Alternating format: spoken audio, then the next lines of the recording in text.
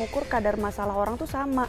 Itu juga seperti yang dialami seperti Bertrand Peto, Fuji, dan juga banyak publik figur lainnya yang masih tetap membutuhkan psikolog, termasuk saya juga ya. Saya pun seperti itu dan rasanya sangat lumrah, dan kita harus menghilangkan stigma bahwa pergi ke psikolog itu adalah satu hal yang tidak lazim. Itu adalah hal yang sangat biasa terjadi. Kita akan saksikan informasi selengkapnya dalam tayangan berikut ini.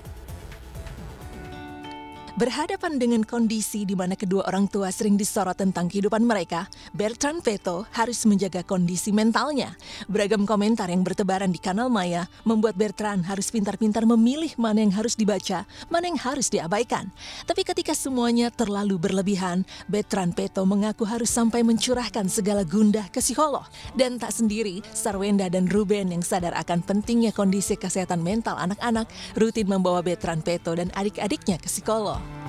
Saling support untuk kedua orang tua aku aja. Aku doain terbaik aja buat ayah terus. Tapi benar ya psikolog. Kamu sama psikiater gak sih? Nyok. Sama psikiater. Maksudnya? Itu sampai curhat. Karena kan emang setiap anak-anak kan, maksudnya setiap anak-anak itu punya apa pasti ngobrol ke itu. Bukan cuma aku doang, tapi Tania juga. Ada adik juga gitu. Kasih pengertian, penjelasan. Paling aku ngajak main aja mereka. Permisi, aku simpan barang. Bagi Sarwenda, ketakutannya ketika persoalannya kadung menjalar liar di luar sana akan berdampak pada anak-anak, pada akhirnya terjadi juga. Inilah yang membuatnya begitu gerah ketika sering dikabarkan menjalin kedekatan dengan sejumlah pria. Bukan tentang citra dirinya yang dikhawatirkan, melainkan kondisi anak-anak mendengar beragam kabar yang terus berhembus di lini masa. Pada saat itu syuting juga, emang pas ada bikin konten bareng gitu. Terus udah kayak gitu, emang syuting pas ketemu anak-anak juga nggak ada apa-apa gitu. Karena emang dari dasarnya itu cuma temenan. Terhembuslah itu ya? Ya namanya aku mungkin lagi sendiri.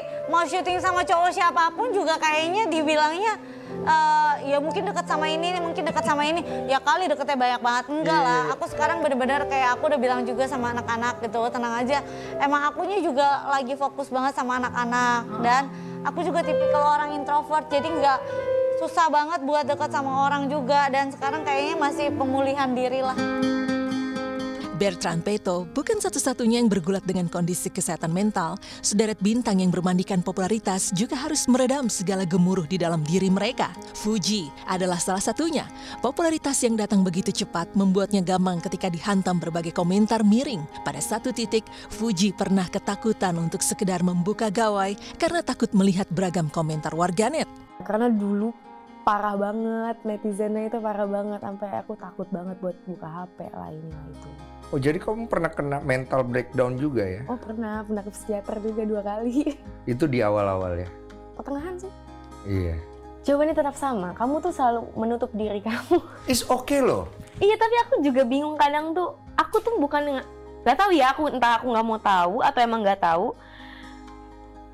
Psikiater aku waktu di terakhir sesi itu dia nanya, apa yang kamu rasakan? Aku bilang, aku nggak tahu apa yang aku rasakan. Tahu nggak, itu sesi aku harusnya 1 jam, nambah 1 jam, dia cuma nanya pertanyaan yang sama. Apa yang kamu rasakan? Dan aku emang nggak tahu apa yang aku rasakan. Jadi waktu sekarang ditanyain kayak gini kayak, emang nggak, mungkin aku terlalu menutup diri aku sama perasaan aku kali ya.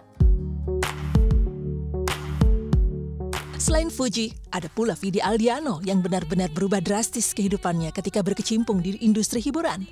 Kebiasaan yang dulu blak-blakan mengutarakan apa yang dirasakan harus dipendam ketika tenar sebagai penyanyi. Citranya harus dijaga sedemikian rupa, tapi inilah yang justru membuatnya sempat alami tekanan mental. Dan satu lagi selebriti yang harus berkutat dengan masalah kesehatan mental hadir dari Ariel Tatum. Sempat vakum dari dunia hiburan demi memulihkan kondisi mentalnya, sang artis peran mengaku sudah mengidap borderline personality disorder, kondisi yang mempengaruhi cara berpikir dan perasaannya sejak remaja. Dan hingga sekarang, Ariel Tatum mengaku masih terus menjalani pemulihan.